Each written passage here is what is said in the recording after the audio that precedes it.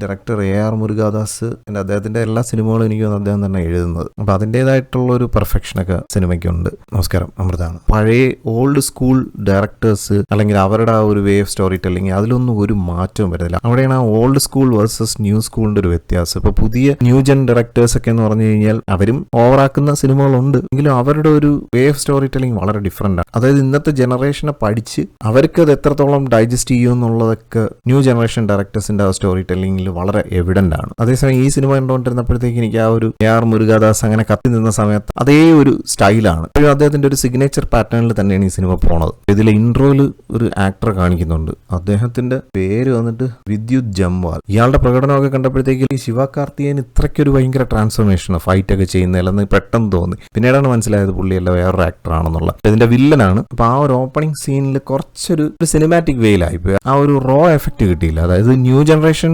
Directors ആണെന്നുണ്ടെങ്കിൽ നമുക്ക് കണ്ടോണ്ടിരിക്കുന്നത് real ടൈമിൽ സംഭവിക്കുന്ന ഉള്ള രീതിയിൽ അവർ എടുത്തു വയ്ക്കും. അവിടെ മുരുകാദാസിന്റെ ക്യാമറമാനും എല്ലാം കുറെ പണിയെടുത്തിട്ടുണ്ട്. പക്ഷെ എങ്കിലും നമുക്കതൊരു സിനിമയാണെന്ന് കാണുമ്പോൾ ഫീൽ ചെയ്യുന്നുണ്ട്. അതിന്റെ അപ്പുറത്തേക്കുള്ളൊരു പെർഫെക്ഷൻ ആ ഓപ്പണിംഗ് സീനിൽ കിട്ടിയില്ല.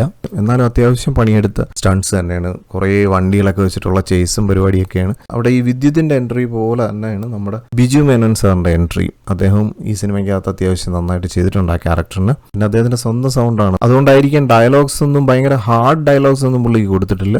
എങ്കിലും അദ്ദേഹം ഈ സിനിമയിൽ ത്രൂ ഔട്ട് ഉള്ളതാണ്. അതിനു വേണ്ടിയിട്ടുള്ളൊരു പെർഫോമൻസ് അദ്ദേഹത്തിന്റെ സൈഡിൽ നിന്നുണ്ടായിരുന്നു. പക്ഷേ ഒരു NIA ഓഫീസറിൻ്റെതായിട്ടുള്ളൊരു ഫിസിക്കും അങ്ങനെയൊക്കെയുള്ള കുറച്ച് കാര്യങ്ങളിലൊക്കെ കുറച്ചൊരു അപാകത തോന്നി. പിന്നെ സിനിമയെക്കുറിച്ച് പറഞ്ഞു കഴിഞ്ഞാൽ ഈ ക്യാരക്ടറിനൊരു സൈക്കോളജിക്കൽ ഇഷ്യൂ ഉണ്ട്. അപ്പോൾ ആ ഒരു ഡിസോർഡറും കാര്യങ്ങളൊക്കെ ശിവകാർത്തികേയൻ നന്നായിട്ട് ചെയ്തിട്ടുണ്ട്. പിന്നെ ഇതിന്റെ മ്യൂസിക്കും ബാക്ക്ഗ്രൗണ്ട് സ്കോറും ഒക്കെ ചെയ്തിരിക്കുന്ന അനിരുദ്ധാണ്. അനിരുദ്ധിൻ്റെതായിട്ടുള്ളൊരു ഭയങ്കര സംഭവമായിട്ടൊന്നും എനിക്ക് തോന്നിയില്ല. കാരണം ഈ സിനിമയിലെ പാട്ടുകളൊന്നും അത്ര ഭയങ്കര ഹിറ്റായിട്ടൊന്നും ഞാൻ എങ്ങും കേട്ടതുമില്ല. പിന്നെ ഇതിനിടയിൽ തന്നെ ഒരു ലവ് സ്റ്റോറിയും കൂടെ ഒക്കെ ബ്ലെൻഡ് ചെയ്താണ് ഈ സിനിമ പോണത്. ഭയങ്കര ഒരു ഇമോഷണൽ കണക്റ്റ് ഒന്നും തരുന്നില്ല. അതൊരു ഡിഫറെന്റ് ലെയർ ആയിട്ട് ഇങ്ങനെ കിടക്കുന്നുണ്ട്.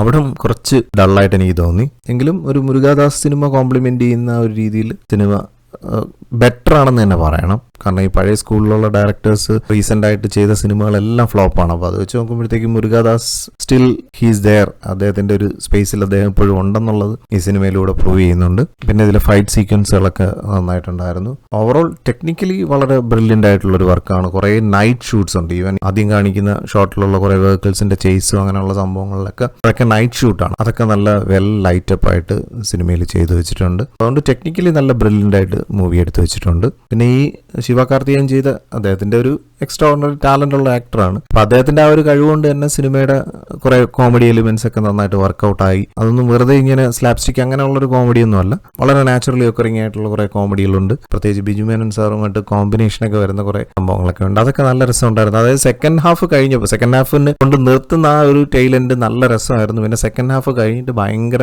എൻഗേജിങ് ആയിട്ടാണ് സിനിമ പോകുന്നത്. എന്ന് വെച്ചാൽ ആദ്യം എൻഗേജിങ് അല്ലെന്നല്ല, ആദ്യം എവിടെയൊക്കെ കുറച്ചൊരു ഗ്രിപ്പ് ചെയ്യാത്ത കണക്ക് തോന്നി. പക്ഷെ സിനിമ ഓൺസ് അങ്ങ് ഗ്രിപ്പ് ചെയ്ത് കഴിഞ്ഞപ്പോഴത്തേക്ക് പിന്നെ സിനിമയ്ക്കകത്തോട്ടങ്ങ് ഇന്നാവാൻ കഴിയും. നല്ല രസകരമായിട്ട് അത്യാവശ്യം കുക്കും ബഹളവും ഒക്കെ ആയിട്ട് നല്ലൊരു ക്രൗഡിന്റെ കൂടെയാണ് ഈ സിനിമ ഇരുന്ന് കണ്ടത്. അതിൻ്റെതായിട്ടുള്ളൊരു എൻജോയ്മെന്റും ഫണ്ണും ഒക്കെ ഉണ്ടായിരുന്നു. അപ്പൊ എന്തായാലും സിനിമ എനിക്ക് വർക്കായി. അതുകൊണ്ട് തന്നെ ഞാൻ ഈ മൂവിക്ക് ഔട്ട് ഓഫ് 10 9 റേറ്റ് ചെയ്യാണ്. അപ്പൊ എന്തായാലും മറ്റൊരു സിനിമ വിശേഷമായിട്ട് നമുക്ക് വീണ്ടും കാണാം. Thank you for watching and thank you for supporting me.